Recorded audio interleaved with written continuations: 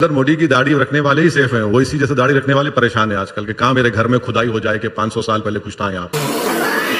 240 पे आके रुक गए, 400 पार नहीं हुए। क्या इसी से खुश होते रहिए। नहीं, इसी से खुश नहीं हो रहे, आपके सवाल का जवाब दे रहा हूँ। पर जनता ही सनम बेवफा हो गई आपके साथ।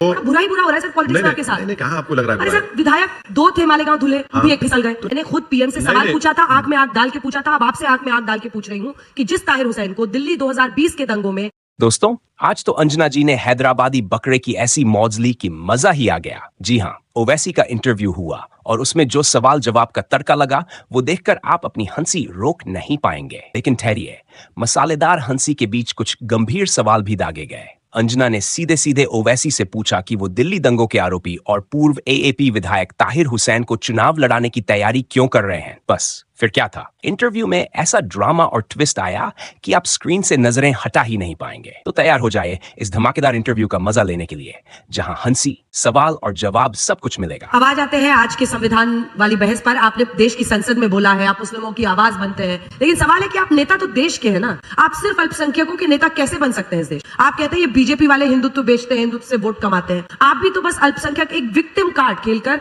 आप उनके नेता बनना चाहते हैं। मेरी आवाज सुनो, आप उन्हीं की बात। आज जितनी देर आपने बोला, आपने सिर्फ अल्पसंख्यकों के मुद्दे पर बोला। नहीं, उसमें बुरी बात क्या है? देखिए, भारत की पार्लियामेंट में जितने अपर कास्ट के एमपीज हैं और जितने ओबीसी समाज के एमपीज हैं बराबर हैं। ठीक है। और अगर किसी की नुमाइंदगी नहीं है एज अ ग्रुप, अच्छा, वो मुसलमान माइनॉरिटी है। अच्छा। आप 4% जीत कर आ रहे हैं और जितने एम्पिरिकल एविडेंस है, स्टडीज है कि मुसलमान सोशली, एजुकेशनली, इकोनॉमिकली बैकवर्ड है, तो आप कमजोर की बात करेंगे या ताकतवर की करेंगे? छोड़ दीजिए थोड़ी देर के लिए मुसलमान। और हमारे संविधान में देखिए, इक्वालिटी जो है सिर्फ फॉर्मल नहीं, हमारे संविधान कहता है कि सब्सटेंटिव इक्वालिटी वो देश में होनी चाहिए। तो उसके लिए बात करना अगर गुनाह है तो फिर गरीब हिंदू कमजोर नहीं है। ये फंस गया। गरीब हिंदू कमजोर नहीं है। नहीं, आप देख लीजिए, जो गरीब हिंदू है और गरीब मुसलमान जो है, उसके पर कैपिटा इनकम में बहुत फर्क है। और जो गरीब हिंदू है और जो गरीब मुसलमान है, सबसे ज्यादा सेल्फ एम्प्लॉयड में मुसलमान है। ये डेटा है, ये मेरा नहीं है। और कल को आपके दफ्तर में कोई हिंदू आए, बोले मेरी हालत तो ठीक नहीं है, नेताजी आप हैदराबाद के सांसद हैं, आपकी इतनी चलती है, तो आप उसके नेता नहीं होंगे। मालेगांव जीते। इस बार एक इंडिपेंडेंट पार्टी, मतलब इंडिपेंडेंट इस्लाम पार्टी उन्होंने बनाई और 164 वोट से आप 80% मुसलमान वाली सीट मालेगांव पर आप 164 वोट से जीते हैं। हाँ, तो यही तो फर्स्ट पास द क्या कहता है तेरी तो first pass the post system का ईवल है ये। इसीलिए देश में first pass the post system जो उस वक्त हम लोग पसंद किए, सबसे गलत है। प्रोपोर्शनल रिप्रेजेंटेशन होगा तो जनता के वोट की वैल्यू भी होगी। तो और पिछली बार हम लोग ज्यादा सीट लड़े थे, 40 के ऊपर लड़े थे, अब की बार सिर्फ 16 लड़े। ये सब क्या हो गया आदि? कैसे हो गया? इन जालिमों ने मिलकर ये क्या हल कर दिया तुम्हारा? होता है, जनता का फैसला है, हम उसको कबूल करते हैं, हमको शिकायत तो नहीं कर रहे हैं। आपको सब सुनना चाहते हैं, बस वोट नहीं देना चाहते। आपने कहा यही है ना कि आपसे आप अपने आप को कई बार लैला कहते हैं पॉलिटिक्स में कि सब आपके इर्द गिर्द ये घूमते हैं, पर जनता ही सनम बेवफा हो गई आपके साथ। नहीं, मगर देखिए, ये जो इश्क है ना, इश्क में बेवफाई बहुत बड़ी चीज होती है, वरना इश्क ही नहीं होगा। वो तो ट्रांजैक्शनल रिलेशनशिप होगा। दाढ़ी तो आपकी पहले से है, अब इश्क में आप क्या बढ़ाएंगे? क्या बोला तूने? दाढ़ी तो आपकी पहले से है, अब इश्क में आप क्या बढ़ाएंगे? अबे साले। नहीं, तो नरेंद्र मोदी को भी दाढ़ी है, आप पूछेंगे उनसे, आप नहीं पूछ पाएंगे दाढ़ी पे। नरेंद्र मोदी की दाढ़ी रखने वाले ही सेफ हैं, वो इसी जैसे दाढ़ी रखने वाले परेशान है आजकल के। कहाँ मेरे घर में खुदाई हो जाए कि 500 साल पहले कुछ था यहाँ पर। अच्छा, ये बताइए कि आपके सांसद थे 2, अब इकलौते रह गए आप, इम्तियाज जलील साहब। हाँ। नहीं, इम्तियाज जलील को बुरा ही बुरा हो रहा है सर पॉलिटिक्स में आपके साथ। नहीं, कहाँ आपको लग रहा है? अरे सर, विधायक 2 थे मालेगांव धुले, वो भी एक फिसल गए। एक जीते 164 से, जैसे कहते हैं वो भागते। कोई बात नहीं, ये जनता है। नरेंद्र मोदी की मेजोरिटी कम हो गई, अयोध्या हार गए, बहुत सी चीजें होती ना, हम जाहिर है। तीसरी बार पीएम बन गए। हाँ, तीसरी बार पीएम बन गए। हाँ, वो बन गए, उसके कई वजूहात हैं बनने के। 240 पे आके रुक गए, 400 पार नहीं हुए। क्या इसी से खुश होते रहिए। नहीं, इसी से खुश नहीं हो रहे, आपके सवाल का जवाब दे रहा हूं। अगर नरेंद्र मोदी की मेजोरिटी कम हुई तो उनको भी रात में नींद नहीं आती होगी, क्योंकि फर्स्ट 2 राउंड में तो लीड नहीं कर रहे थे। अयोध्या की सीट हार गए और कहां उन्होंने महाराष्ट्र में कई सीट हार गए, तो हारे हैं ना। अब आते हैं दिल्ली में। अभी चुनाव की बाकी पार्टियों ने घोषणा की नहीं। ऐसा लगता है कि आपकी जो क्राइटेरिया और क्रेडिबिलिटी है सर उम्मीदवार चुनने की, वो ये है कि इसका नाम क्या, मतलब मैं आपके हर उम्मीदवार के लिए नहीं कह रही हूँ, कि क्या किसी दंगे में इसका नाम है, क्या किसी क्रिमिनल केस में नाम है। ताहिर हुसैन क्यों? इसलिए दिल्ली दंगों में। नहीं, आप जज नहीं है, आप कोर्ट नहीं है, जब तक कोर्ट फैसला नहीं करेगी, देखिए ट्रायल बाय मीडिया से कई मर्तबा आप लोगों ने कई लोगों की जिंदगी को खराब किया, और बाद में जब कोर्ट का जजमेंट आया, मीडिया बाय ट्रायल उन चैनलों ने कभी जिक्र भी नहीं किया। आज भी मैं कह रहा हूं कि कोर्ट में मामला है, कोर्ट तय करेगा। अब रहा सवाल क्यों दिए, क्योंकि कानून इजाजत देता है। माँ खराब हो जाएगा, मैं माँ अम्मा बहन पे आ जाऊंगा, मैं इनकी अम्मा बहन पे आ जाऊंगा। अब आप ये सवाल नहीं पूछ सकते प्रज्ञा ठाकुर से। भारत की पार्लियामेंट में ऐसे 40% या 45% एमपी हैं जिन पर ग्रीवियस चार्जेस हैं, उनके बारे में कोई नहीं पूछेगा। ग्रीवियस चार्जेस हैं किडनैपिंग से लेकर रेप तक, और जीत जाते हैं। साध्वी प्रज्ञा ठाकुर पर मैंने खुद पीएम से सवाल पूछा था, आंख में आंख डाल के पूछा था। अब आपसे आंख में आंख डाल के पूछ रही हूँ कि जिस ताहिर हुसैन को दिल्ली 2020 के दंगों में दिल्ली की एक अदालत ने, अभी तक अभी मामला कोर्ट में चल रहा है, अदालत ने कुछ नहीं, एन एक्टिव राइटर कहा, नहीं छोड़ दीजिए, वो आईबी अधिकारी अंकित शर्मा की हत्या का जिन पर आरोप है, मगर आपने नरेंद्र मोदी आपको ऐसा क्या नायाब हीरा दिख रहा है सर, ये समझाइए ना। इसके खून में इसकी कौम सनी हुई है, इसकी वफादारी सिर्फ इसके खून के प्रति, और बदकिस्मती से इनके कौम में सिर्फ जहर भरा है, जहर। इनका हिसाब चुकाते चुकाते हम खाक हो जाएंगे।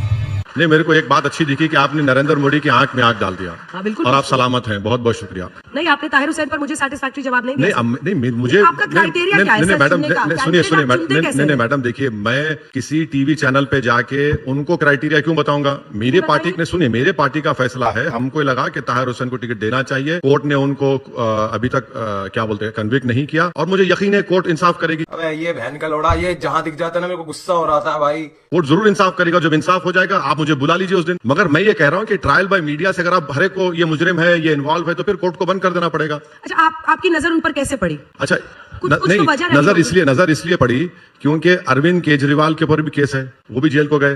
दूध के धुले में है क्या वो सिसोदिया, अरविंद केजरीवाल? आप बताइए, वो भी तो जेल को गए। ये अलग बात है कि इन दोनों को बेल हो गई, और जो 5 साल से जेल में उनको बेल नहीं होती। 2 मुख्यमंत्रियों को बेल हो गई। एक स्टैन स्वामी 85 साल का बूढ़ा जेल में मर गया। तो ये जुडिशियल सिस्टम में भी देखना पड़ेगा कि भाई नेशनल मेजॉरिटी और नेशनल माइनॉरिटी में क्या फर्क हो रहा है, अकाउंटेबिलिटी क्या है, बताइए। जब अरविंद केजरीवाल को बेल हो गई, सिसोदिया को बेल हो गई, ताहिर हुसैन को 5 साल से जेल में बेल क्यों नहीं होती? कई ऐसे लोग हैं जेल में, बेल नहीं हो रही है लोगों को। चुप कर बे कुत्ते। ये भी समझ में नहीं आ रहा हमको क्या है। अब फिर आप लोग वो हमको ले जाके मिला देते, आप मिले हुए हैं। अरे मिले हुए हैं तो छूट क्यों नहीं रहे लोग? फिर ये क्यों नहीं निकल रहे जेल से बाहर? अगर आरोप साबित हो गए तब उस दिन आप मिलिएगा मुझसे। क्या बात, ये बात है? अरे मैडम, आपसे मिलने को हमेशा तैयार है, हम कहाँ भागने वाले हैं? हम तो हर आदमी से मिलते हैं, कौन नहीं मिलेगा? शर्मा आईबी अधिकारी थे, उनकी हत्या हुई। नहीं, देखिए, उनकी हत्या कंडेमनेबल है, बिल्कुल कंडेमनेबल है। क्या करें आपके कंडेमनेशन का? नहीं, क्या करें, बोल तो आरोपी को टिकट दे रहे हैं। आरोपी है ना, देखिए संविधान से, लॉ से देश चलेगा, उसके बगैर चल आप बोल देंगे? आप तो तय नहीं करेंगे ना, कोर्ट तय करेगा एविडेंस की बुनियाद पर, बियॉन्ड रीजनेबल डाउट प्रूफ करना पड़ेगा। देखिए, बांग्लादेश में हिंदुओं पर हो रहे अत्याचार के मुद्दे पर ओवैसी साहब क्या बोलना चाहेंगे? अरे पार्लियामेंट में बोले, आप खुश नहीं हुए? कल बोले हम। अब तो सरकार को घेर रहे थे। नहीं, सुनिए एक बात नहीं, आप क्या वहां की सरकार को, मोहम्मद यूनुस की केयरटेकर सरकार को आप कटघरे में? अरे मैं प्रधानमंत्री थोड़ी हूँ, मैं कोई फॉरेन मिनिस्टर हूँ, मैं एक मेंबर ऑफ पार्लियामेंट हूँ। मैंने जो कहा पार्लियामेंट में कि हम $55 बिलियन का इकोनॉमिक हेल्प बांग्लादेश को दे रहे हैं, और हम उनको बिजली दे रहे हैं। अडानी ने 5 बिलियन का पावर प्लांट झारखंड में डाला, और उसकी भी उनको भी पैसे नहीं मिल रहे। अडानी को पहली मर्तबा अडानी को कहीं से पैसे नहीं मिल रहे, तो बांग्लादेश से नहीं मिल रहे हैं। मगर मेरा ऑब्जेक्शन इस बात पर है कि बांग्लादेश में वहां के माइनॉरिटी पे जुल्म हो रहा, और भारत के मुसलमान को कटघरे में खड़ा कर रहे हैं। अगर कोई मिल जाए तो उसकी आरती उतारो, ये क्या बात है? ये क्या बात है? ये जो नफरत फैलाई जा रही है बांग्लादेश के नाम पर भारत में मुसलमानों के ऊपर, ये बिल्कुल गलत बात है। कहां नफरत है सर? अरे आप देखिए, मैं आपको वीडियो दिखाता हूं। एक महाशय कह रहे हैं कि अगर कोई मिल जाए दाढ़ी वाला, और फिर वो टोपी हो, फिर वो क्या बोलते हैं, वो बांग्लादेशी हो, उसकी आरती उतारिए। ये बड़ी अच्छी बात कही आप। और महाराष्ट्र में क्या बोला जा रहा था? हमने तो ये मिनट ज्यादा इंटरव्यू रखा था, लेकिन 15 मिनट का एक आया था बीच में। हाँ, तो क्यों हुआ बताता हूँ। 15 मिनट क्या है? 15 मिनट क्या है? मैं अगर बोलूंगा कि अंजना ओम कश्यप के साथ मेरा सिर्फ 15 मिनट का शो है, तो क्या बोलेंगे आप लोग? हो गया, क्या मतलब? सब बकवास है। अरे हम इतने मासूम है आपकी 15 मिनट क्यों बोल रहे थे? लोग समझ नहीं पाए। मीडिया अगर किसी चीज से हमको घेरेगा तो हम वही बोलेंगे, उल्टा बोलेंगे। बकवास बंद कर कुत्तिया, हरामदिया, खनजीरा, लानतिया, दलिया, बगैरता, जानमन हरामदिया, प्योर हरामदिया, ओरिजिनल हराम। हम पिछड़ने वाले नहीं, अपनी बात, ये क्या बात है? आप मेरे को बोलेंगे 15 मिनट वाला, हाँ 15 मिनट लो, 15 मिनट और लो, बोलेंगे। जो मना किया जाएगा वही बोलेंगे। हाँ बोलेंगे। टाइम बॉम्ब है साले, आतंकवादी के पिल्ले हैं। क्यों नहीं कहते हैं वंदे मातरम बोलिए? वो बार बार कहते हैं वंदे मातरम, भारत माता की जय। अगर कोई वंदे मातरम पड़ेगा, मैं साथ खड़े हो जाऊंगा, इज्जत करूंगा, नेशनल सॉन्ग है। मगर आप जोर जबरदस्ती नहीं कर सकते। जनगण मन है, नेशनल एंथम है, खड़े होते हैं, फकर से पढ़ते हैं, हफ्ते में 3-4 मरतबा फंक्शन में। मगर ये आप बोले ना वो कह दिया तो मैं क्या करूं भाई? वो नहीं करेंगे। नहीं क्यों करेंगे? अरे आप मीडिया अगर यूं करेगा तो हम भी कर सकते हैं ना कुछ भी। इलेक्शन पर आते हैं वापस और उसी के साथ अपने अंत की तरफ बढ़ेंगे। संभल में हुई हिंसा के बाद एक नई बहस छिड़ गई है। अभी places of worship act court में सुप्रीम कोर्ट ने केंद्र सरकार से कहा है आप 4 हफ्ते में हलफनामा जल्दी से इस पर दीजिए, फिर मामले की सुनवाई होगी।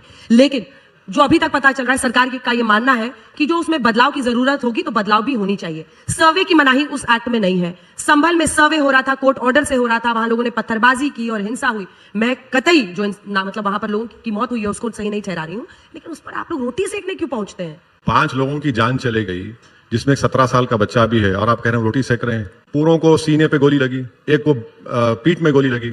क्यों मारा आपने? और आपको मालूम कि वो, मैं बार बार कह रहा हूं, वो लोग गए राइट ऑफ वे के लिए और झूठ बोले कि बाबरनामा, जो बाबरनामा का इंग्लिश में तर्जुमा किया उसके फुटनोट में लिख रहा है, ट्रांसलेशन में नहीं लिखा। आप एक बात बताइए, कानून है, भारत की पार्लियामेंट ने बनाया, आप हर जगह खोदेंगे। कल मैं कोर्ट को जाके बोलूं प्राइम मिनिस्टर घर मुझे खोदना है तो करना। परेशान हो गए हम लोग 2.5 साल से, ये भी परेशान हो गए, हम भी परेशान हो गए, करो फिर। वहां पर कुछ था, कहां रुकेगा ये पागलपन? बताइए। विकसित भारत बोलते हैं 2047, ये विकसित भारत होगा? अगर मैं आज किसी के घर में जाकर खोदूं दिल्ली में तो यकीनन खाने जहां खा का कुछ ना कुछ मिल जाएगा, तो मैं बोल दूं मेरी हो गई। वक्फ वाले कहते हैं कि सूरत म्युनिसिपल कॉर्पोरेशन अरे मैडम देखिए, सुनिए ना, गुजरात वक्फ बोर्ड ने कहा है। सुनिए, अब मैं आपको समझा रहा हूं।